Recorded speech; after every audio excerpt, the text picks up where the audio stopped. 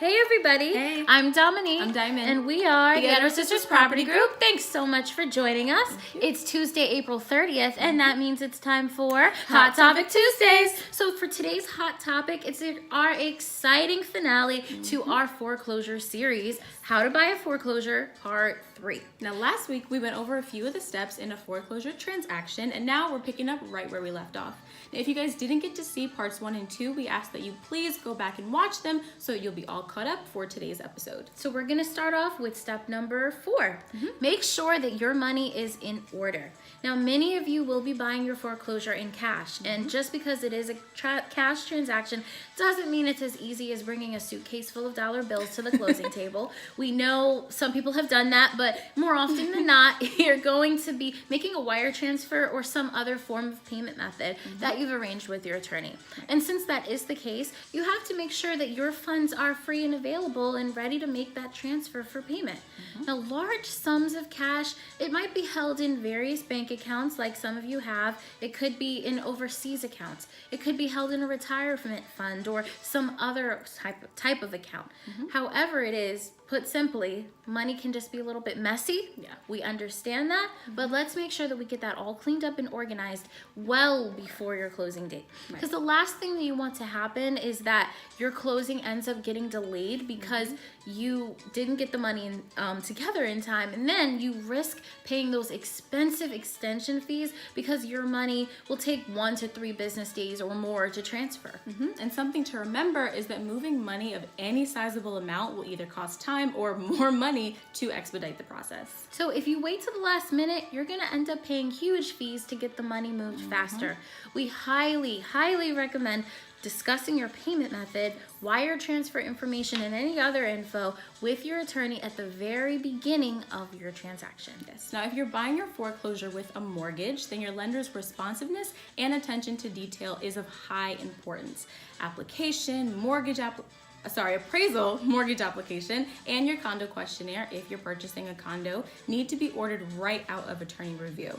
So the lender needs to do their part to get on this right away, but you, as the buyer, have a job to do as well.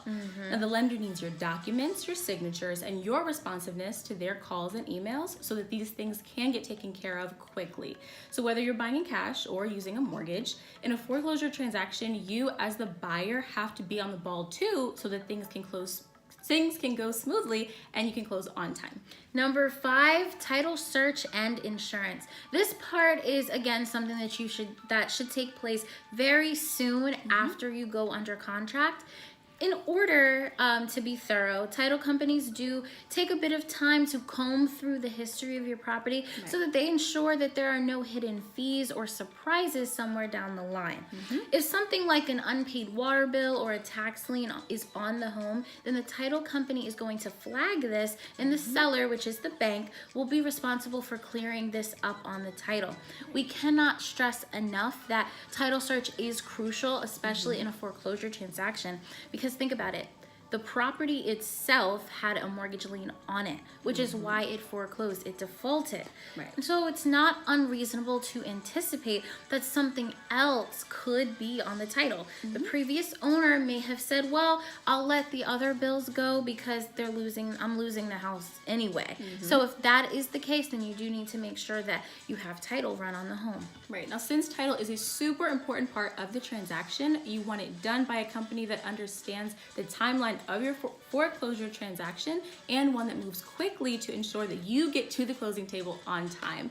Now, Dominique and I recommend the title ninja, Jessica Gunkin. She's with All Ahead Title, and we totally recommend her for this job. She is someone who will work super hard to make sure that your home is ready to close, and of course, she has experience with foreclosures. So all of these steps considered, your last few steps are actually pretty simple. You're going to get a closing disclosure from your attorney with all the fees, the charges, and the expenses laid out on paper a few days before the closing. Your attorney is also going to discuss with you and finalize those payment instructions, probably instructing you to wire the money into their trust account in advance of the closing. That happens sometimes.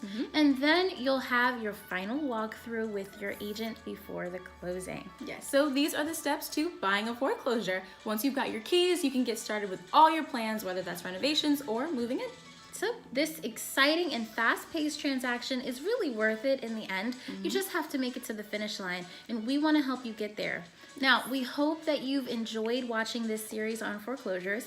If you or someone you know is thinking about buying a foreclosure, then please click on the link that's along with this video for the hottest foreclosure deals in Hudson County. Or you can give us a call and we would love to help break down this process for you further. Thanks so much for tuning in. Have a great day. Bye. Bye.